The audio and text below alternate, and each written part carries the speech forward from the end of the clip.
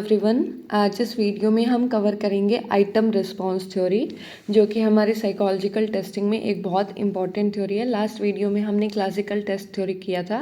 इसमें हम item response theory cover करेंगे, जिसमें हम आइटम कैरेक्टरिस्टिक कर्व देखेंगे, जिसके बेसिस पे ये थ्योरी बनी है, और इसके बेसिक कंसेप्ट्स, अजम्पशंस और लिमिटेशन को कवर करेंगे।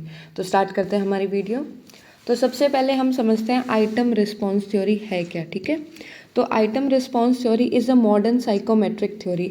हमने जो क्लासिकल टेस्ट थ्योरी देखी थी वो क्या थी, वो हमारी एक ट्रेडिशनल थ्योरी थी, बट जो हमारी आइटम रिस्पांस थ्योरी है वो मॉडर्न थ्योरी है। ठीक है, तो इसीलिए इसको हम मॉडर्न टेस्ट थ्योरी भी बोलते हैं। ठीक है, ये अल्टरनेटिव नेम्स है, जैसे जैसे हमारे कंसेप्ट आएंगे वैसे वैसे मैं आपको इसके अल्टरनेटिव नेम्स भी बताऊंगी। जैसे ये मॉडर्न थ्योरी है तो इसको हम मॉडर्न टेस्ट थ्योरी भी बोलते हैं।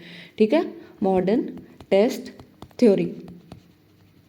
So it is a modern psychometric theory that explains the relationship between an individual's latent ability and their probability of responding correctly to a test item based on the characteristic of item. अब इसमें क्या बोला गया है हमारे पास कि एक इसमें हमारे पास होती है लेटेंट एबिलिटी। ठीक है, अब लेटेंट का मतलब क्या होता है? लेटेंट का मतलब होता है हिडन, कि हमारी जो एबिलिटी है वो सामने से ऐसे तो नहीं दिखती, जैसे इंटेलिजेंस है वो ऐसे थोड़ी ना बाहर दिखेगी कि एक इंडिविजुअल के हमें फिजिकल अपीयरेंस से ही पता लग रहा है कि वो कितना इंटेलिजेंट है, तो ऐसे हमें पता नहीं लगता। तो यहाँ पे लेटेंट का मतलब होता है हिडन, और एबिलिटी तो हमें पता ही है कि किसी के अंदर क्या क्वालिटी है, कितनी उसके अंदर कैपेबिलिटी है। तो वही, तो इसके अंदर हम एक इंडिविजुअल की लेटेंट एबिलिटी और वो कितना अच्छे से, मतलब कितनी प्रोबेबिलिटी है वो एक आंसर को रिस्पॉन्ड करेगा। ठीक है, मतलब कितने चांसेस है कि वो एक पर्टिकुलर आइटम है उसको सही से करेगा। ठीक है, तो क्या है? Probability of responding correctly, probability of responding correctly. इन दोनों के बीच में रिलेशनशिप देखते हैं इस थ्योरी में। ठीक है, तो इसमें क्या हो गया कि इट शोज और explains relationship between an individuals latent ability, latent यानी कि कोई उसकी क्वालिटी, जैसे इंटेलिजेंस मान लेते हैं, latent ability and probability of responding correctly. इन दोनों के बीच में रिलेशनशिप देखते हैं। और जो हमारे एक टेस्ट आइटम के ऊपर देखेंगे, एक चीज़ और हमें ध्यान रखनी है कि जो हमारी CTT थी वो क्या थी, वो पूरे टेस्ट के ऊपर डिपेंड करती थी, बट जो हमारी आइटम रिस्पांस थ्योरी है तो इसमें नाम क्या आया हुआ है, आइटम। तो ये क्या है, ये इंडिविजुअल आइटम पे फोकस करेगी। और जैसे हर एक इंडिविजुअल आइटम पे हम देखेंगे कि एक इंडिविजुअल की एबिलिटी कितनी है और वो उस आइटम को कितने % चांसेस है कि उसको सही से रिस्पॉन्ड करेगा, वो देखते हैं। और किसके ऊपर डिपेंड करता है ये हमारे, कि हमारा आइटम किस तरह का है। हमारे कैरेक्टरिस्टिक्स पे तो डिपेंड करती है आइटम की, कि वो एक इंडिविजुअल उसको सही आंसर करेगा या नहीं करेगा। तो इसमें हमारे पास क्या है, IRT studies how a person's ability, कि एक इंडिविजुअल के अंदर कितनी एबिलिटी है और एक क्वेश्चन की क्वालिटी क्या है, ये दोनों आपस में आते हैं। तो अब मान लो हम कोई भी आंसर है, कोई मान लो हमें क्वेश्चन दिया तो हम उसका आंसर करेंगे, तो वो आंसर किस दो चीज़ों पे डिपेंड करेगा। एक तो एक इंडिविजुअल के अंदर कितनी एबिलिटी है, ठीक है, इस पर डिपेंड करेगा। अब मान लो एक इंडिविजुअल के अंदर एबिलिटी बहुत अच्छी है, बट हमने क्या किया, हमने क्वेश्चन ही अच्छे से फ्रेम नहीं किया, तो वो उसको सही से नहीं कर पाएगा। मान लो उसने मिस इंटरप्रेट कर लिया या उसको अच्छे से समझ में नहीं आया, तो क्या प्रॉब्लम आएगी कि वो क्वेश्चन अच्छा नहीं था बट उसकी एबिलिटी अच्छी थी, तो वो हमारा गलत हो जाएगा ना। ऐसा तो नहीं होना चाहिए, एक हमारा अच्छा क्वालिटी ऑफ आइटम होना चाहिए। तो हम कोई भी क्वेश्चन का आंसर कैसे करेंगे, तो वो दो चीज़ों पे डिपेंड करता है। एक तो पर्सन की एबिलिटी क्या है, दूसरा कि हमारे क्वेश्चन की क्वालिटी क्या है। ठीक है, ये चीज़ हमें ध्यान रखनी है। तो इन दो चीज़ों पे डिपेंड करता है। तो IRT में हम यही स्टडी करते हैं कि it studies how a person's ability and questions quality together decide whether the answer will be correct और नॉट, कि क्वेश्चन की क्वालिटी और एक पर्सन की एबिलिटी दोनों साथ में आके डिसाइड करते हैं कि एक इंडिविजुअल उस आंसर को, उस आइटम को, पर्टिकुलर आइटम को सही आंसर करेगा या नहीं करेगा, उसकी हम प्रोबेबिलिटी चेक करते हैं। ठीक है, so the main contributor to this theory are George Rasch and Frederick M Lord. तो ये नाम भी हमें ध्यान रखना है, अगर पूछ ले कि हमें MCQs फॉर्मेट में इनमें से किसने हमारा आइटम रिस्पॉन्स थ्योरी में कंट्रीब्यूट किया, तो वो कौन है, George Rasch and Frederick M Lord. तो अब जैसे हमने इसमें देखा कि इसके अंदर हमारे पास लेटेंट एबिलिटी होती है, तो हम इस थ्योरी को लेटेंट ट्रेट थ्योरी भी बोलते हैं। क्या बोलते हैं, लेटेंट ट्रेट थ्योरी। ठीक है, और इसमें हमने देखा कि इसमें हमारे पास प्रोबेबिलिटी भी होती है, तो हम इसको प्रोबेबिलिटी टेस्ट थ्योरी भी बोलते हैं। ठीक है, तो ये इसके कुछ हमारे अल्टरनेटिव नेम है, ठीक है। तो ये हमें ध्यान रखना है कि हम आइटम रिस्पॉन्स थ्योरी को modern test theory, latent rate theory, probability test theory और आइटम रिस्पॉन्स थ्योरी, ये इसके नाम हो गए। इसमें क्या होता है, ये एक हमारी साइकोमेट्रिक थ्योरी है जिसके अंदर हम रिलेशनशिप देखते हैं कि इंडिविजुअल की लेटेंट एबिलिटी के अंदर और उसकी कितनी प्रोबेबिलिटी है उस पर्टिकुलर आइटम को करेक्टली आंसर करने की, उन दोनों के बीच में रिलेशनशिप देखते हैं। और जो किस पे बेस्ड होता है कि एक हमारा आइटम की कैरेक्टरिस्टिक्स क्या है, ठीक है। तो पर्सन की एबिलिटी और एक क्वेश्चन की क्वालिटी आपस में डिसाइड, दोनों मिलकर डिसाइड करते हैं कि एक इंडिविजुअल उसको सही आंसर करेगा या नहीं करेगा। और हमारे कंट्रीब्यूटर कौन है, George Rasch and Frederick M Lord, ठीक है। फिर आता है why was item response theory develop, कि जैसे हमारे पास क्या थी, सीटीटी थी। तो हमने लास्ट वीडियो में कवर किया था सीटीटी क्या था, हमारे पास x is equal to T plus error, यही था जिसमें x हमारा था ऑब्जर्व स्कोर, t हमारा ट्रू स्कोर और e हमारा एरर। तो ये थी जब हमें आइटम रिस्पॉन्स थ्योरी की नीड क्यों पड़ी। So earlier psychologist use classical test theory but CTT has serious limitation. तो इसकी लिमिटेशंस थी कुछ कि focuses on the total score, कि हमने देखा था कि इसमें क्या होता है, पूरा टोटल स्कोर ही होता है, इसमें कोई इंडिविजुअल आइटम पे फोकस नहीं होता, इसमें पूरे टोटल स्कोर पे फोकस करते हैं। तो ये एक इसकी लिमिटेशन थी। दूसरी कि जो आइटम डिफ़िकल्टी और डिस्क्रिमिनेशन होता था हमारे CTT में वो सैम्पल पे डिपेंड करता था, ठीक है। फिर क्या है, एरर को एक सिंगल वैल्यू की तरह ट्रीट करते थे। जैसे इसमें क्या है, एक पूरा एरर ही हो गया, उसमें हमें पता नहीं चलता था एरर कहाँ से है, किस तरह से है, कुछ पता नहीं चलता था। और अडेप्टिव टेस्टिंग को सपोर्ट नहीं किया। अडेप्टिव टेस्टिंग क्या होती है कि जैसे मान लो हमारे पास एक क्वेश्चन दे दिया, तो उस क्वेश्चन को अगर आपने सही करेक्ट कर दिया तो हमारा जो कंप्यूटर मेनली कंप्यूटर पे होती है, तो उसके बेसिस पे हमारा कंप्यूटर हमारी एबिलिटी के अकॉर्डिंग नेक्स्ट क्वेश्चन शो करता है, ठीक है। ऐसे होता है हमारा एडेप्टिव टेस्टिंग। तो हमारी एबिलिटी के हिसाब से हमारे पास क्वेश्चन आते हैं। तो जो क्लासिकल टेस्ट थ्योरी थी वो हमारी एडेप्टिव टेस्टिंग को सपोर्ट नहीं करती थी, ठीक है, और गेसिंग को इग्नोर किया है। तो ये इसकी कुछ लिमिटेशन है। अब मान लो कोई पुरानी थ्योरी में लिमिटेशन होगी तभी हमारे पास नई थ्योरी आएगी। तो हमारी IRT की नीड क्या थी कि एक थ्योरी ऐसी चाहिए थी साइकोलॉजिस्ट या साइकोमेट्रिशियंस को जो हमारे इंडिविजुअल आइटम पे फोकस करें। अब जो हम करते हैं हमारी आइटम रिस्पॉन्स थ्योरी, तो इसमें हमारा टोटल स्कोर पे हम फोकस नहीं करते, हम इंडिविजुअल आइटम पे फोकस करते हैं, ठीक है, इंडिविजुअल आइटम्स। फिर क्या है, separate person ability and item quality.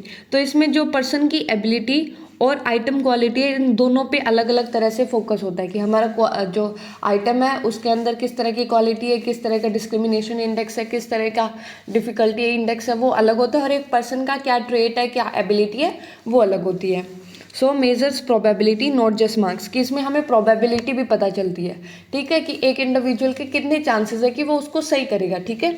सो जो MCQs फॉर्मेट में होते हैं हमारे क्वेश्चंस और जो हमारे कॉम्पिटिटिव एग्जाम में जिस तरह के क्वेश्चंस होते हैं उनके लिए भी हमारी IRT अच्छे से काम करती है।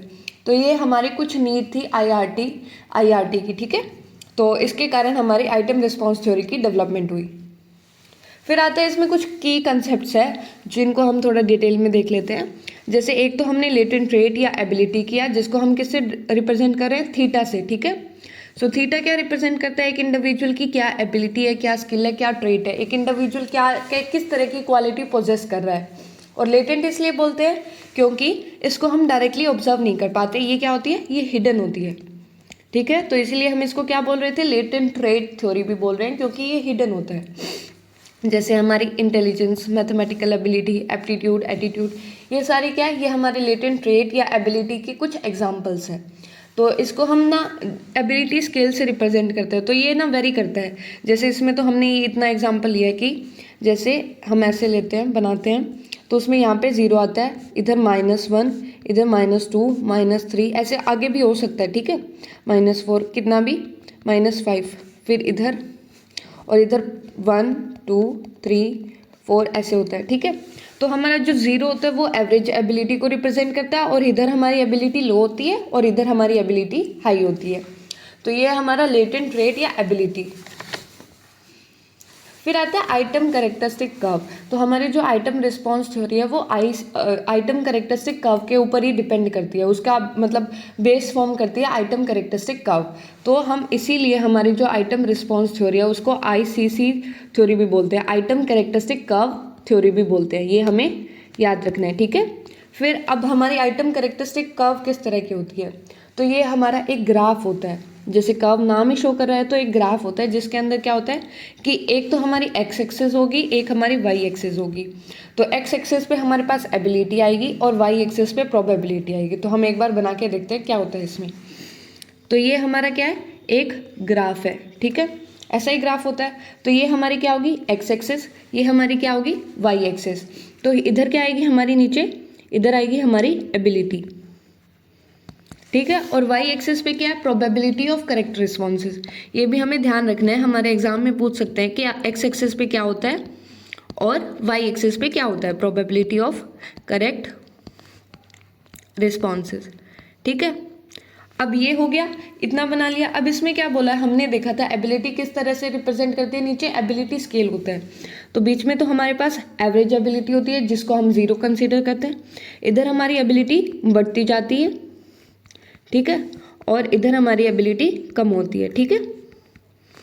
तो ऐसे हम डिनोट करते हैं। और जो हमारी प्रोबेबिलिटी है, प्रोबेबिलिटी ऑफ करेक्ट रिस्पॉन्सेज, वो 0 से 1 के बीच में होती है।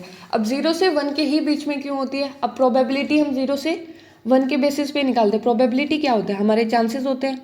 अब चांसेस क्या होता है, या तो 1 पे क्या होता है, पूरा चांसेस हो सकता है, और 0 पे क्या है कि बिल्कुल चांसेस नहीं है, इसी के बीच में होता है। ये तो हमने बेसिक मैथ में किया है कि हमारी जो प्रोबेबिलिटी की वैल्यू होती है वो 0 से 1 के बीच में लाई करती है। अब मान लो 0.3 हो गया तो यानी 30% चांसेस है, 0.5 हो गया तो यानी कि 50% चांसेस है, ऐसे ही होता है। तो इस तरह से हमारे पास यहाँ पे होता है 0 से 1, तो यहाँ पे 0, फिर 0.1 ऐसे होती है, 0.2, 0.3, 0.4, 0.5 और ऐसे यहाँ पे 1 तक ही लाई करती है। तो ये हमारी होती है आइटम कैरेक्टरिस्टिक कर्व, ठीक है। ये क्या है हमारी आइटम कैरेक्टरिस्टिक कर्व। और ये जो आईसीसी होती है वो हर एक आइटम के लिए डिफरेंट बनती है, ठीक है, हर आइटम के लिए क्या बनती है, डिफरेंट। ये नहीं है कि पूरे टेस्ट के लिए हम एक साथ बना देंगे, ऐसा नहीं होगा। मान लो ये पहले आइटम के लिए बनेगी, ऐसे दूसरे आइटम के लिए बनेगी, तो ये डिफरेंट होगी हर एक के लिए, ठीक है। तो ये चीज़ भी हमें ध्यान रखनी है। ये इंपॉर्टेंट पॉइंट है कि हमारी जो आईसीसी होती है वो हर आइटम के लिए डिफरेंट होती है, ये टोटल स्कोर के लिए नहीं बनती, ठीक है। तो इसकी इंपॉर्टेंस क्या है आईसीसी की, ये हमें बताएगी कि हमारा आइटम कितना डिफिकल्ट है, कितना डिस्क्रिमिनेट करता है और गैसिंग इन्वॉल्व है या नहीं है। तो आईसीसी हमें क्या बताएगी, पहला कि हमारा आइटम कितना डिफिकल्ट है, दूसरा कि हमारे आइटम कितना डिस्क्रिमिनेट करता है, और तीसरा कि हमारे आइटम के अंदर कितनी गैसिंग है। तो ये गैसिंग हम मेनली एमसीक्यूज क्वेश्चन के लिए यूज़ करते हैं, ठीक है। तो मेनली हमारे इंपॉर्टेंट जो थिंग है वो है डिफ़िकल्टी और हमारा डिस्क्रिमिनेटरी पावर। तो ये चीज़ हमारी ये जो आईसीसी है वो डिनोट करती है। अब हम देखेंगे कि आईसीसी में कैसे पता लगता है कि कितना डिफ़िकल्टी आइटम है और कितना हमारे पास डिस्क्रिमिनेट कर रहा है। तो ये हम एक बार पहले कर लेते हैं आइटम पैरामीटर, फिर देखेंगे कि वो हमारा ग्राफ क्या है। तो डिफ़िकल्टी पैरामीटर को हमने यहाँ पे बी से डिनोट किया है, ठीक है।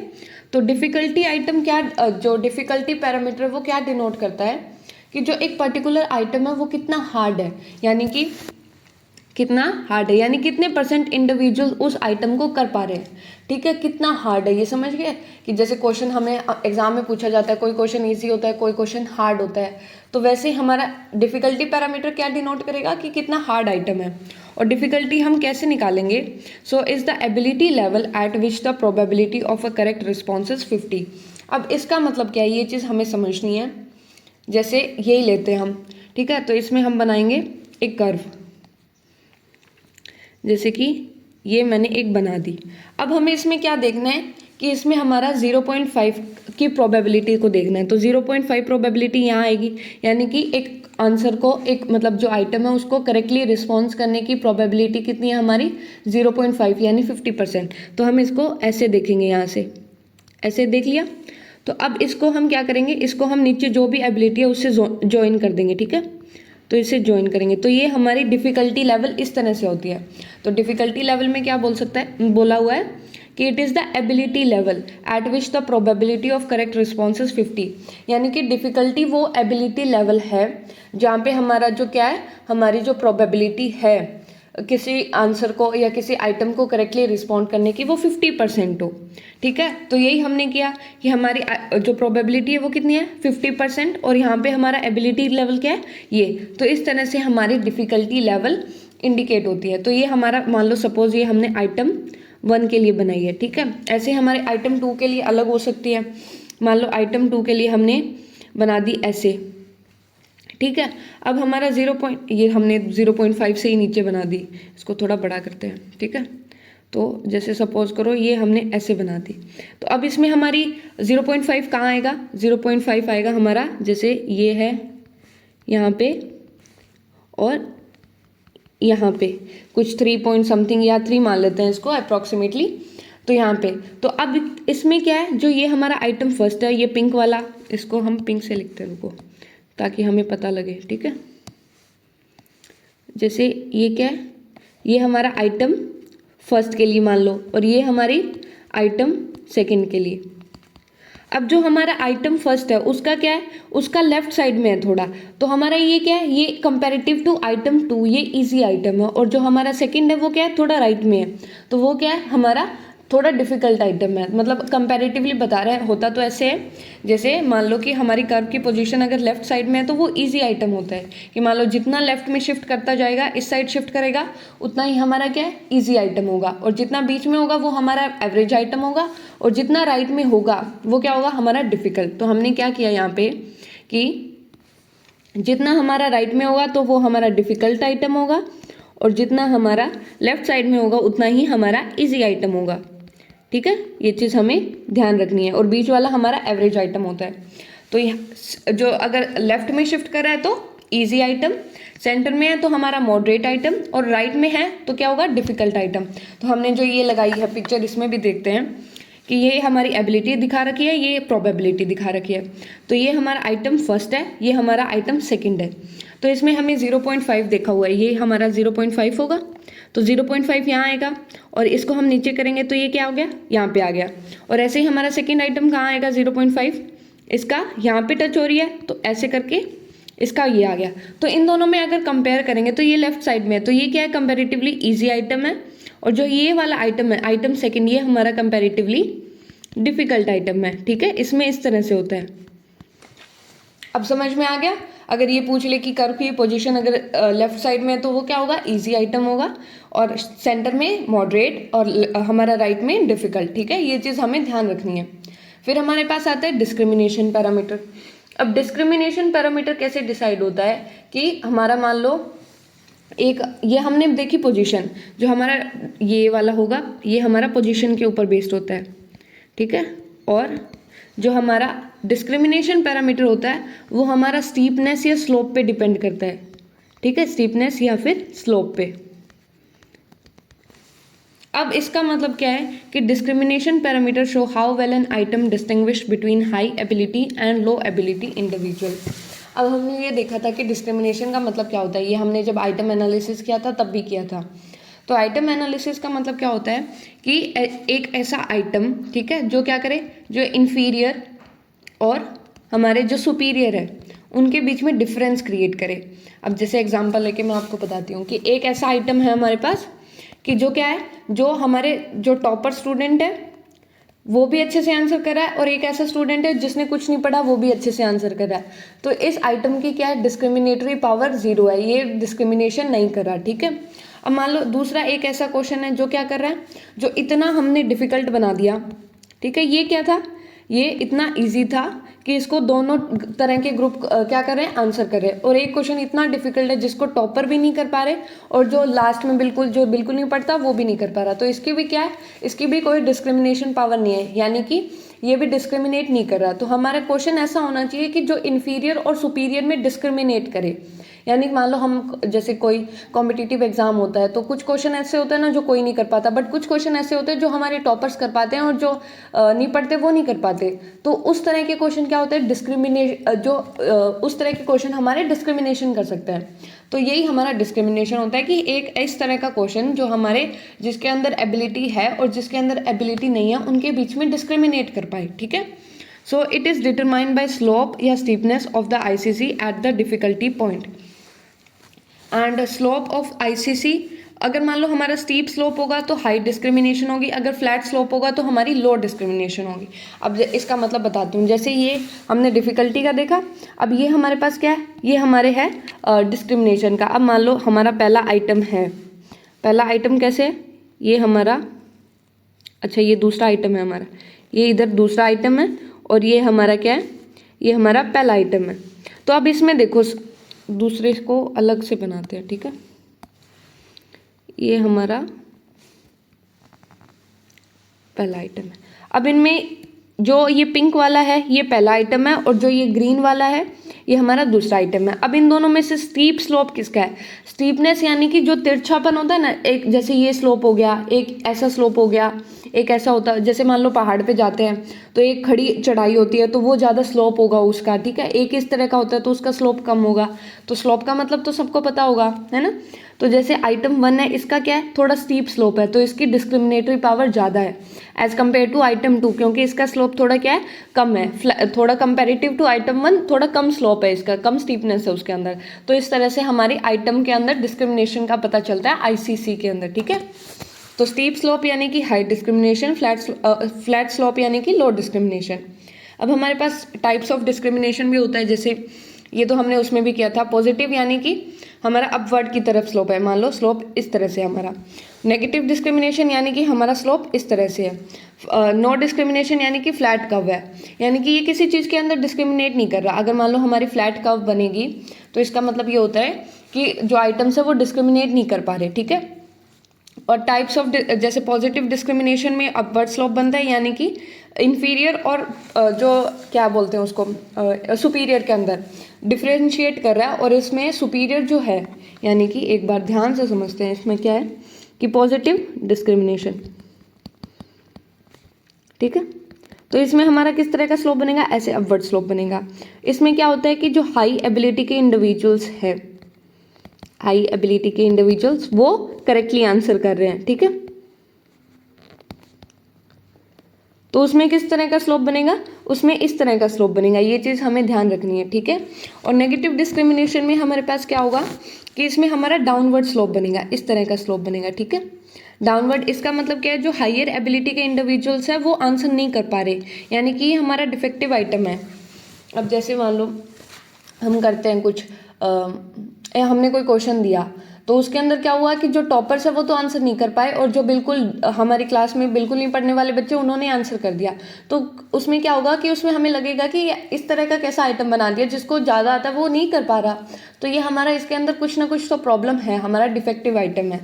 तो नेगेटिव डिस्क्रिमिनेशन का स्लोप हमारा कैसे होता है, डाउनवर्ड होता है, ठीक है। यानी कि ये डिफ्रेंशिएट तो कर पा रहे हैं बट नेगेटिवली डिफ्रेंशिएट कर पा रहे हैं, यानी कि जो हाई एबिलिटी है वो तो इंडिविजुअल उसको आंसर नहीं कर पा रहे, और जिनकी लो एबिलिटी है वो उसको आंसर कर पा रहे हैं, ठीक है। और नो डिस्क्रिमिनेशन में हमारे पास क्या होता है कि उसकी फ्लैट कर्व बनती है, यानी कि ना उसको टॉपर्स कर पा रहे हैं, ना उसको हाई एबिलिटी वाले कर पा रहे हैं, ना उसको लो एबिलिटी वाले, या फिर ऐसा है कि दोनों ही कर पा रहे हैं, यानी कि वो डिस्क्रिमिनेट नहीं कर पा रहा, कोई डिफरेंस नहीं है, तो उसकी फ्लैट कर्व बनेगी, तो वो हमारा यूजलेस आइटम होगा।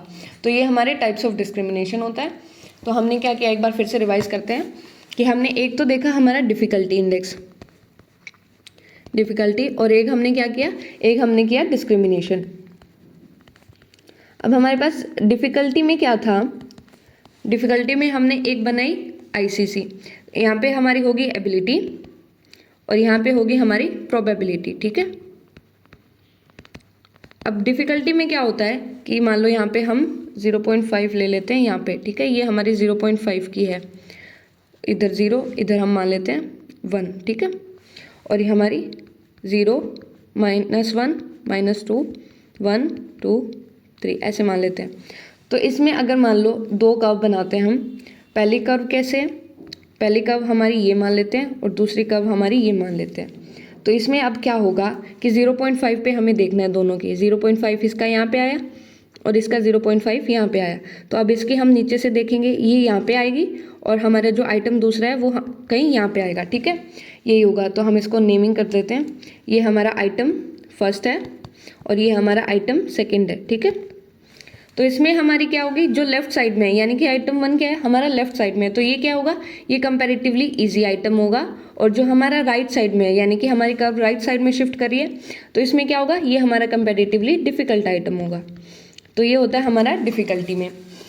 अब ऐसे ही हमारे पास डिस्क्रिमिनेशन होता है।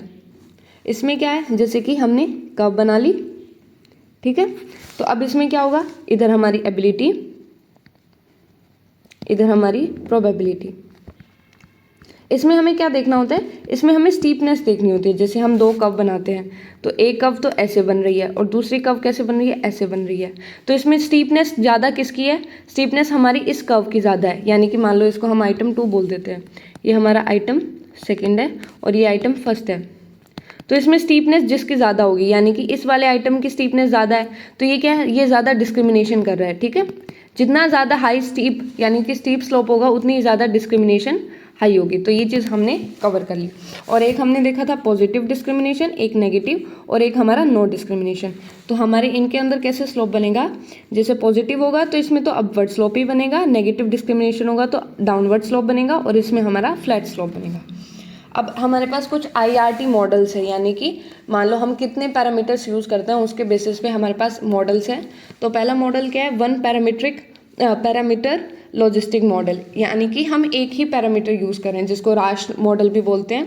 तो इसके अंदर हमारा सिर्फ डिफ़िकल्टी का पैरामीटर यूज़ होता है और हम ये एज्यूम कर लेते हैं कि बाकी जो आइटम्स होगी उनकी इक्वल डिस्क्रिमिनेशन होगी, ठीक है। सिंपल है, यानी कि एक पैरामीटर यूज़ कर रहे हैं, यानी कि डिफ़िकल्टी का यूज़ कर रहे हैं और ये एज्यूम कर लेते हैं कि डिस्क्रिमिनेशन क्या होगी, सभी की इक्वल होगी और कोई गेसिंग नहीं होगी। फिर हमारा 2 पैरामीटर यानी 2 पैरामीटर यूज़ कर लेंगे, हम इसमें डिफ़िकल्टी और डिस्क्रिमिनेशन यूज़ कर लेंगे। और मान लो ये कंपैरेटिवली टू दिस मॉडल, ये वाला मॉडल हमारा बेटर है।